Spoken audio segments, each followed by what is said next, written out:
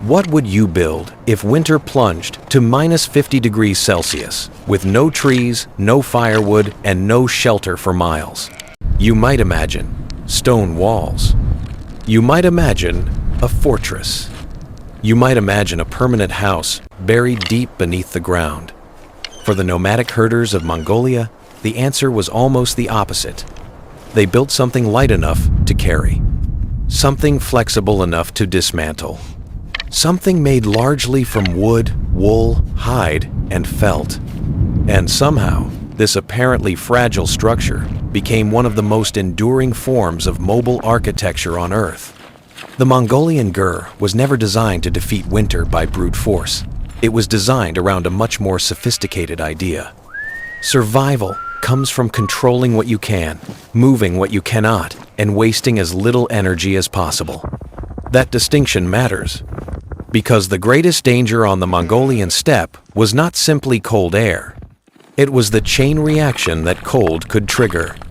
A dry summer could leave pastures depleted. Weak animals would enter winter without enough body reserves. Snow could bury the grass. A brief thaw could melt snow into water and then freeze it into an armor of ice. Water sources could disappear beneath solid ground. And once livestock could no longer reach forage, the survival of the herd, and therefore the survival of the household, could unravel with terrifying speed. This was the world that produced the Mongolian winter system. Not one invention, not one shelter, but an entire network of decisions linking landscape, livestock, architecture, clothing, food, fire, and mobility. And the most surprising part is that the Gers itself was only one piece of that system. To understand why it worked, we have to begin before the snow arrived. Because by the time winter became visible, the most important decisions had already been made.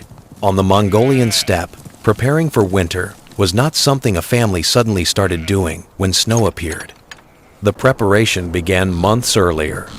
The steppe is an immense grazing landscape, shaped by an extreme continental climate. Summers can be hot and dry, while winters can become brutally cold. In many regions, there is only a short period in which enough vegetation grows to support animals through the rest of the year. That means a Mongolian herder is not simply watching the weather. They are watching the future. How much grass remains? How healthy are the sheep? Are the goats carrying enough reserves? Will the horses still be able to break through snow? Where will the herd find water? How much hay or other reserve feed can be secured before the land freezes? Traditional pastoralism developed around this uncertainty. Livestock moved across broad areas because forage was never guaranteed to remain in one place. Different animals also occupied different ecological niches. Sheep and goats grazed differently from horses and cattle, while camels were especially valuable in the drier southern regions. The herd itself became a kind of distributed survival technology. A horse could provide transport. A sheep could provide meat, fat, wool, and felt material. A goat could provide meat, milk, and cash value. A camel could carry loads across distances where other animals struggled. The family was therefore not simply protecting animals from winter. It was protecting its food supply, transportation, clothing, shelter, and future wealth at the same time. This is why autumn body condition mattered so much. A healthy animal entering winter had a reserve of energy already stored inside its own body. And that changes the entire survival equation.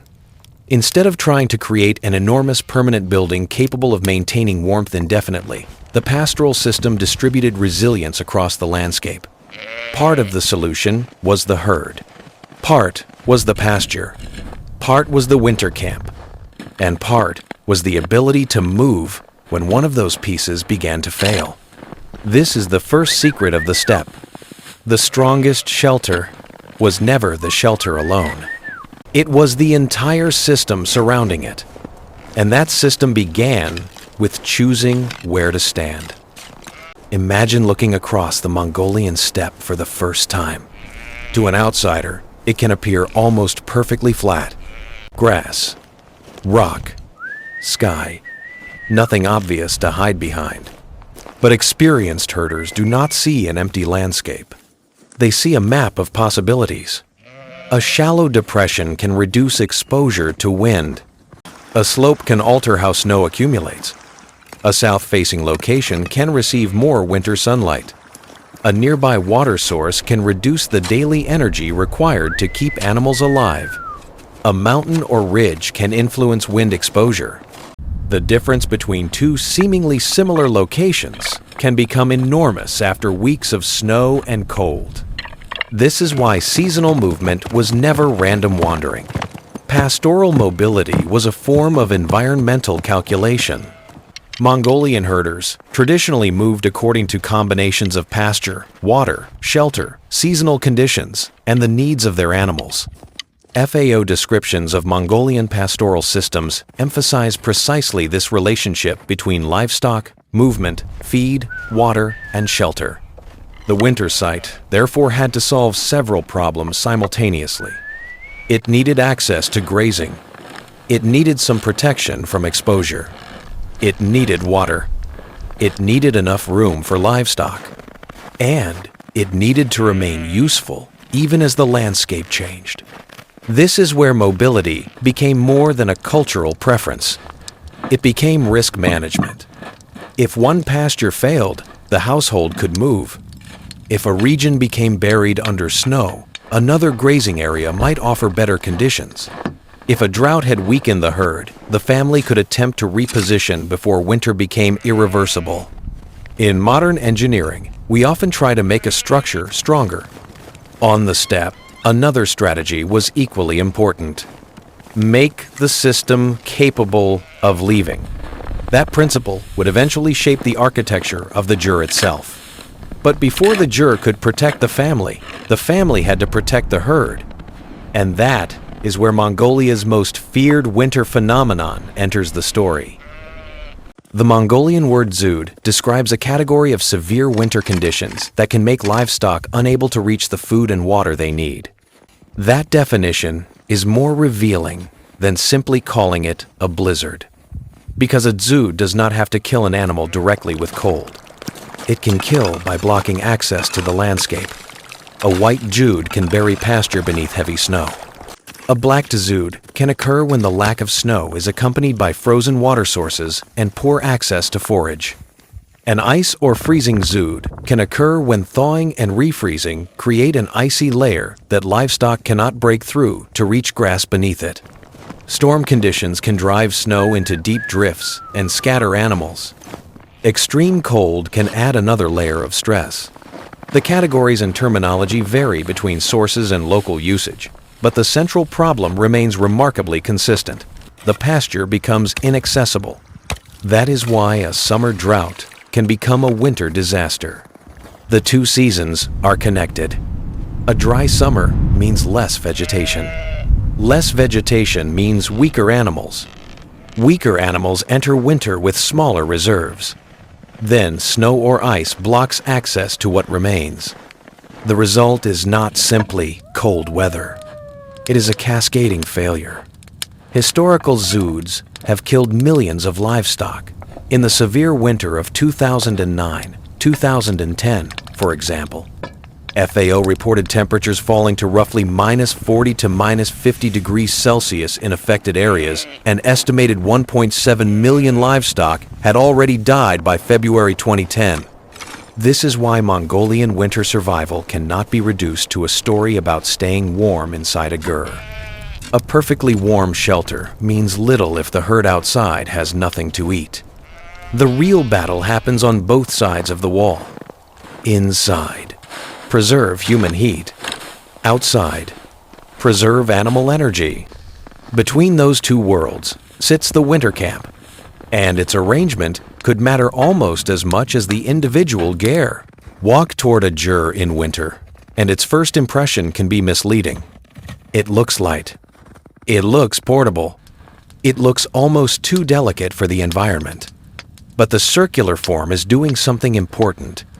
There are no square corners for wind to strike directly. The roof rises gradually toward the central crown. The wooden lattice wall provides the structural skeleton, Roof poles radiate upward. Felt wraps the frame. The whole structure creates a compact volume around a central heat source. Modern measurements of GER interiors reveal something fascinating. The thermal environment is highly dynamic. Temperature varies through the day, and the floor can remain significantly colder than the upper portions of the room. Door openings can produce sharp temperature changes, while the stove's direct radiant heat plays a major role in human comfort. In other words, the Gers does not behave like a modern, insulated house. It behaves differently. Its strength comes from coordination. The circular form reduces unnecessary structural material. The lightweight frame can be assembled and disassembled. The felt envelope slows heat loss. The central stove provides intense, radiant warmth. The upper opening allows smoke and hot air to escape. And the occupants constantly adjust the system. The Gers is therefore less like a sealed refrigerator and more like a controlled thermal environment. Its design evolved around the reality that fuel was limited, movement was necessary, and people could actively manage the interior. That active management is crucial. A modern house assumes the building will maintain relatively stable conditions. A Gers asks the people inside to participate. Open the crown. Close the crown. Add fuel. Adjust the covering. Open the door. Close it quickly. Move closer to the stove. Move away. Change bedding. Change clothing. The architecture and the household work together. And then there is the material covering everything. Felt. Felt is one of the most ingenious materials available to pastoral societies because its raw ingredient travels on 4 legs. Sheep produce wool. Wool can become clothing. And wool can become architecture. The fibers are processed through moisture, pressure, and mechanical action until they interlock into a dense sheet. The important thermal principle is not that wool somehow creates warmth. It is that fibrous material can hold still air. Still, air conducts heat poorly compared with moving air, which is why porous insulation can slow the transfer of heat away from a warm interior. Modern studies of Mongolian Gers confirm that felt forms a major part of the enclosure, and that the thermal behavior of the structure depends strongly on the felt envelope, seams, gaps, floor, and roof. This is where generations of practical knowledge become visible. The Gers does not need a massive stone wall. It needs a lightweight barrier that can be repaired, layered, rolled, transported, and replaced. The same animal that provides meat can provide the wool. The wool can become felt. The felt becomes insulation.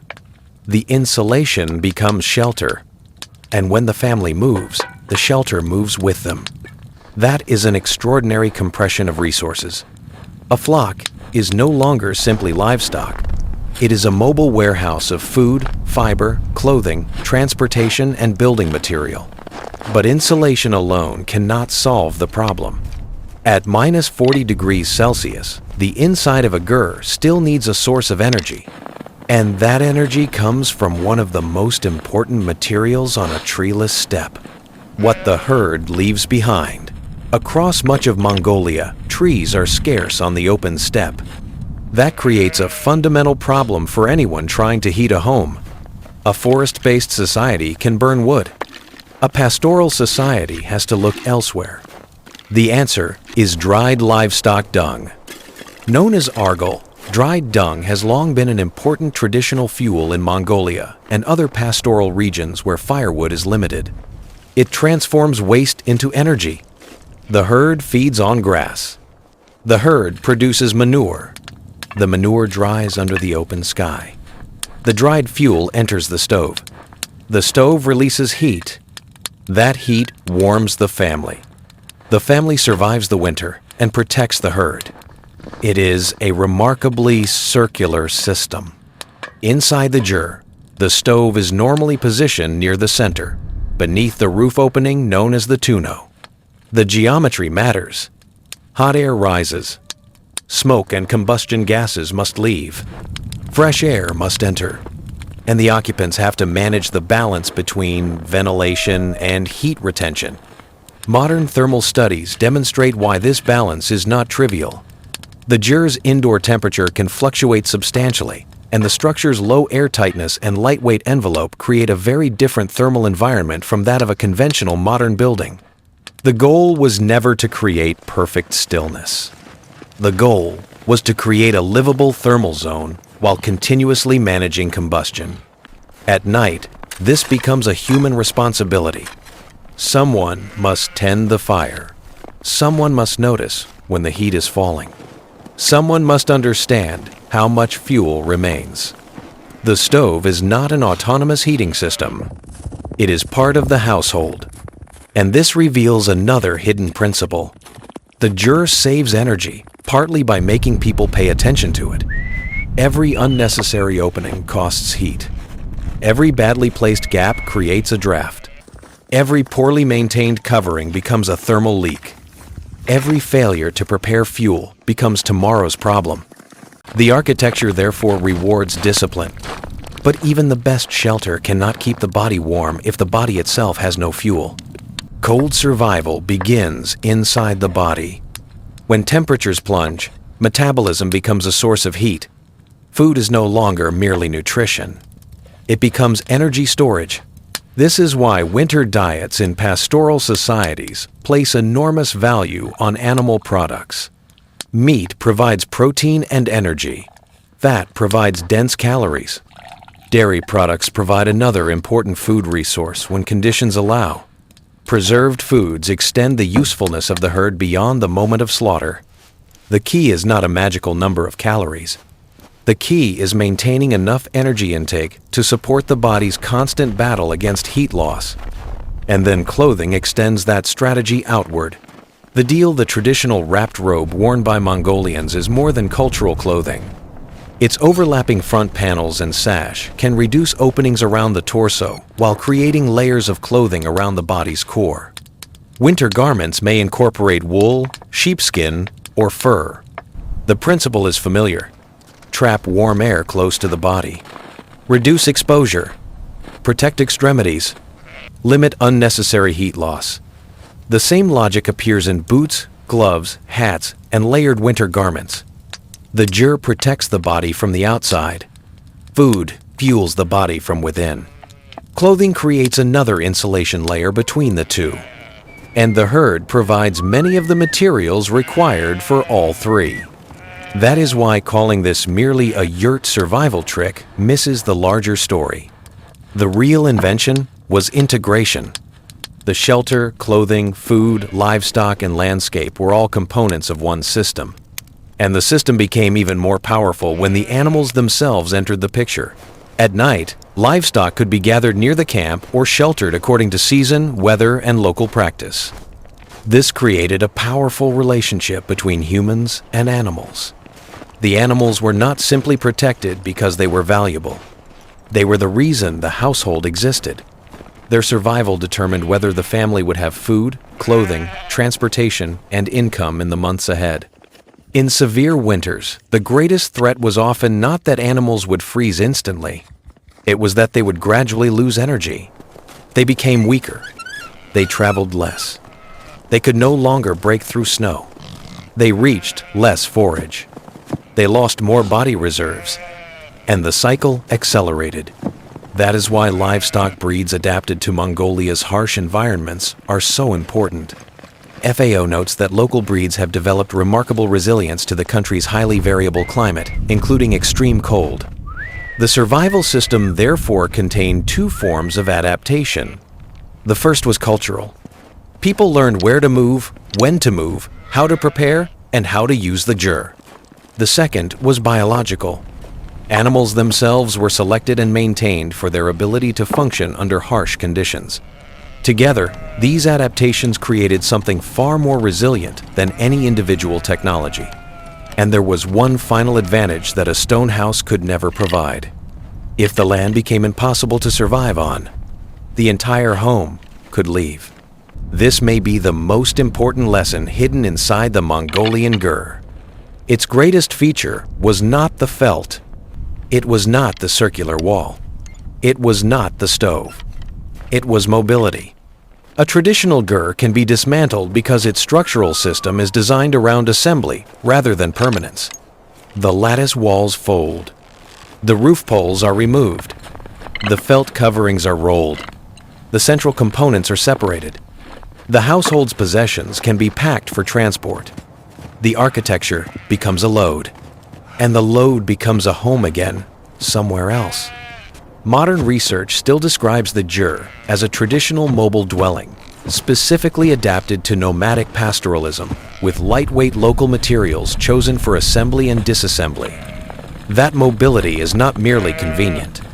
It is strategic. A permanent building commits you to a location. A mobile home allows the household to respond to changing conditions. If pasture deteriorates, move. If water becomes inaccessible, move. If winter conditions become catastrophic, move when possible. If the herd needs a different grazing area, the shelter follows. This is the opposite of the way many modern buildings are conceived. Modern civilization often protects people by making infrastructure permanent. The Mongolian pastoral system historically protected people partly by refusing to become permanently attached to one place. And that changes the meaning of the ger completely. It is not a primitive house waiting to become a permanent house. It is a highly specialized response to a landscape where permanence can become a liability. The circle of wood and felt is therefore only the visible part of the technology. The deeper technology is knowledge, knowing the grass, knowing the animals, knowing the wind, knowing the snow, knowing where water will survive beneath ice, knowing when a pasture is becoming dangerous, knowing when to stay, and perhaps, most importantly, knowing when to leave. That is why the story of Mongolian winter survival cannot be reduced to the image of a family sitting beside a stove while snow blows outside. The stove matters. The felt matters. The ger matters. But none of them works alone. The entire system works because every part supports another. The sheep provides wool. The wool becomes felt. The felt protects the family. The animal also provides food. The herd produces fuel. The fuel heats the ger. The ger protects the people who protect the herd. The landscape provides pasture. The family moves across that landscape. And when the landscape becomes temporarily hostile, mobility becomes the final layer of insulation. That is the deeper engineering hidden inside the Mongolian winter. It was never about building the strongest possible wall. It was about building a system that could survive without needing one. And perhaps that is why this ancient architecture still feels so relevant. Modern civilization has given us concrete, steel, electrical grids, central heating, and enormous permanent structures. Yet when the grid fails, when roads disappear beneath snow, when infrastructure becomes inaccessible, we rediscover an uncomfortable truth. Survival has never depended entirely on having more technology. Sometimes it depends on having the right technology for the environment. The Mongolian GER was designed for a world where resources were dispersed, weather was unpredictable, pasture was everything, and movement was unavoidable. Its genius was not that it made winter disappear. It made winter manageable. It took wool that could have been nothing more than a raw material and turned it into a wall. It took animal waste and turned it into fuel. It took a herd and turned it into food security, clothing, transportation, and economic resilience. It took a seemingly empty landscape and turned tiny differences in terrain, sunlight, wind, water, and snow into a survival map. And it took a home that could have been fragile and made it powerful by giving it the ability to move. So return to the question we started with. What would you build if winter could reach 50 degrees Celsius? The Mongolian answer was not a fortress. It was a system, a circle of wood, layers of felt, a controlled fire, a resilient herd, a prepared body, and generations of knowledge about when to stay and when to disappear across the horizon. That may be the most profound lesson of all. The people who survived the steppe did not conquer the environment. They learned to read it. They learned its rhythms so thoroughly that survival became less about fighting the landscape and more about moving with it. And perhaps that is what makes the Gers more than an ancient dwelling. It is a physical expression of an idea. Adaptation is often stronger than resistance. If stories like this make you look at ancient people differently, consider subscribing to Dark Origins. Not because the past needs to be romanticized, but because it still contains engineering lessons hidden in places we often overlook. Every week, we dig into the forgotten systems that allowed people to live where modern infrastructure would struggle to function. And somewhere beneath the felt, beneath the snow, beneath thousands of years of accumulated experience, one idea keeps returning. Human beings did not survive the harshest environments by becoming stronger than nature. They survived by becoming better at understanding it. And on the frozen Mongolian steppe, that knowledge could mean the difference between simply enduring another winter and seeing spring again.